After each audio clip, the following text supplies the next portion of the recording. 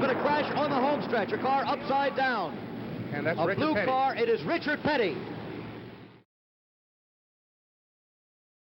I jumped off the score stand and For ABC, the position that he was in, it looked like blood coming out. It was a scary scene. At that time, I used to, rags got to coming out the windows and stuff and looked terrible. I think the TV camera said, you know, get away from that. He's coming apart inside that car. And he certainly appears to be unconscious. The pit crew running out. This could be a very bad accident to one of the best-known race drivers in the world. Upside down, just hanging there. I guess his head pretty close to the roof. And sets a fire extinguisher on one of them that takes the oxygen out of the air. Maurice like to kill him because there was no fire. And heck, we had to get back, you know, till it cleared. So we get a hold of him best we can and unhook the seat belt. And Lord have mercy, he must have weighed 190 pounds. And here he comes. They put him on a stretcher and back of a station wagon and take him to the infield hospital. He's in, and Richard Petty will be rushed to the hospital. Jim, that's Maurice Petty, Richard's brother, riding in the back of the ambulance as we see it going into the track hospital. Hospital at the track here, an emergency hospital where they can make their first readings and where the track doctor can say whether to keep him here, send him to the hospital in Darlington or Florence, or whatever. It's a very good setup. In the front seat, you see Richard's wife, Linda, sitting in the center of the front seat in the white dress, and of course very much concerned. Alongside me is Richard's brother, Maurice. Maurice, it happened so fast, I doubt if you know what happened, but what is Richard's condition, could you tell? Well, he's laying there talking now. Looks like his left arm. They see the sprung wheel bladder broke, and they're cutting his uniform away to get into him. His head's beat on, bloody, and his eyes hurt a little bit. He'll be all right, though. But he is talking. Yeah, he's talking. He knows everybody. You look pretty beat yourself. Long run. Now back to you, Jim. We could have had. I'm sure you could tell from the tone in which Ned and I had been talking earlier that it certainly was one of the worst looking accidents we've seen on the NASCAR circuit in a long time.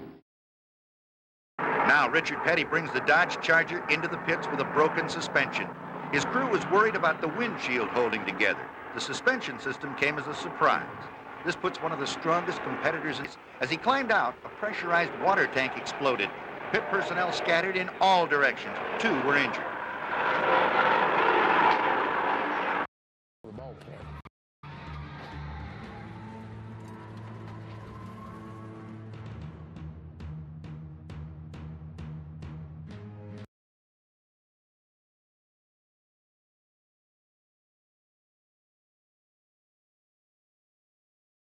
We have seen here today. A lot of the favorites did go out. Bobby Allison went out. Cale Yarborough went out very early. A.J. Foyt went out of the race. Darrell Waltrip, one of the young Chargers, was out of the race after making a good run at the thing. But right now, there they are, 2 men. And they've completed 197 laps.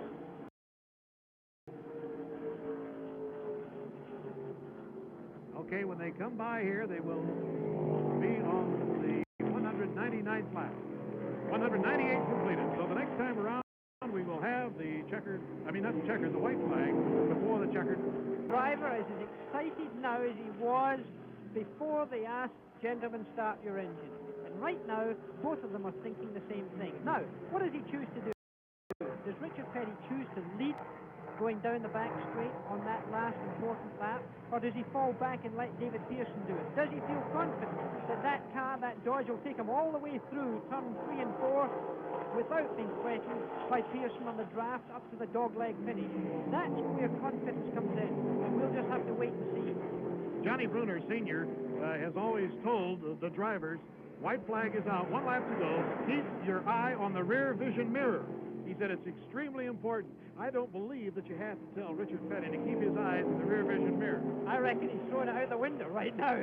I don't think he's even interested. But there they go, and they're coming. Everybody is standing here at the Daytona International Speedway. Look at David Pearson. He has moved closer. Can he do it? He's going to pull out now. He's going to try for the I don't know. He's down on the inside. He's got the lead, but there's a car ahead of him. There is a slower car ahead of him. And Richard Petty and Pearson go high. Pearson now has the lead. Petty tries to go back down on the inside. As they come out of the 4th turn, they only have about 750 yards to go. Oh! It's a domination straightaway. They did hit. Petty smashes into the wall. Will he come across the start-finish line? He's going to win the race. He's going to win it spinning, as he, I believe, will take the checkered flag. No, he did not make it. He is less than 100 yards from it. Here comes Pearson. Pearson is going to try to make it across the finish line. Petty has his car going. Pearson's going to win it. Oh, National Manual, he wins the race. What a finish for a motor race. I've never seen anything like that. It's unbelievable. Unbelievable, because here is Richard Petty, not more than maybe 150 feet from it. He's got it started up, and he's crossed the finishing line as well. He did it. He beat Benny Parsons across, so he gets second place. But he may be an infringement of right. the regulations there. He's Good. been pushed. So it'll be interesting to see what the officials have to say about this. But what a spectacular finish. We'll have to look at that finish again, because it really was a question of Richard Petty and David Pearson really moving in on each other there in the most spectacular manner in the last corner of the racetrack. Go. This is it. Last lap. Stand by for a finish. Two of the grading with first place, passing some of the stragglers in the last lap, trying to take it home. It's all come down to this. Out of turn two, Donnie Allison in first. Where will Cale make his move? He comes to the inside. Donnie Allison throws the block. Cale hits him. He slides. Donnie Allison slides. They hit again. They drive into the turn. They're hitting the wall. They're head on the wall. They slide down to the inside. Let's watch those third place cars. They're out of it. Who is going to win it? Two cars are out. In the backstretch are the leaders. Watching for the leaders to come. They're still up in turns 3 and 4. The leaders are up in turns 3 and 4. Coming down, Richard Petty is now pulling out in front. Darrell Waltrip is in second. A.J. Boyd is in third. Here they come. Waltrip trying to slingshot. Petty is out in front at the line. Waltrip to the inside. Petty wins it. Let's look again at that crash. Here it is. They're into the turn already, spinning, sliding. The hopes for Donnie Allison vanish. Cale Yarborough trying to win his third. He's out of it.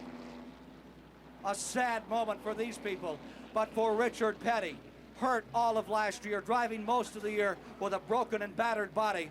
He comes home a winner today after 45 straight losses. And here comes a $60,000 car becoming a 22-passenger school bus to bring his crew to victory lane. And there's a fight between Cale Yarborough and Donnie Allison. The tempers overflowing. They're angry. They know they have lost. And what a bitter defeat. A couple of very hard men, very hardly upset. And Bobby Allison is stopped by his brother to help. Battling Darrell Waltrip. Here they come to the line. The photo finish camera was on the checkered flag, and for Waltrip going right down on the apron as he grappled with Richard Petty for first place. But there was no stopping Petty for his 6th win. A man who has lost 40% of his stomach in the past 2 or 3 months, who drove hurt all last year, who hasn't had a win in a long time, comes home the winner of the 21st Annual Daytona 500. Coming up next on CS coverage following him.